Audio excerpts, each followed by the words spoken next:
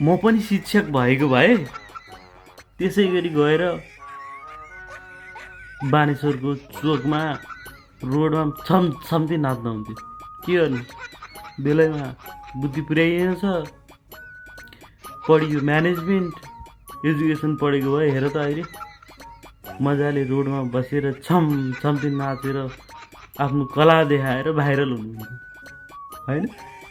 अब आफ्नोसँग त्यो कला छैन, के गर्नु।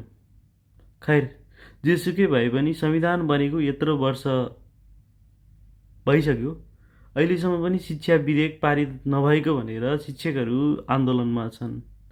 उनीहरूको माग के हो कसो हो सरकारले चाँडै बुझ्नु जरुरी छ।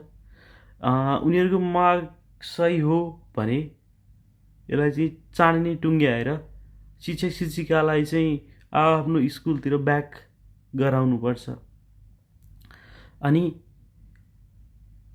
गुणस्तरीय शिक्षा खोज्ने शिक्षकहरूले पनि आफू कति दिनसम्म काठमाडौँमा बस्ने होइन, काठमाडौँमा बस्दै गर्दाखेरि आफू रिलेटेड स्कुलको अवस्था के छ होइन, त्यो पनि बुझ्न जरुरी छ।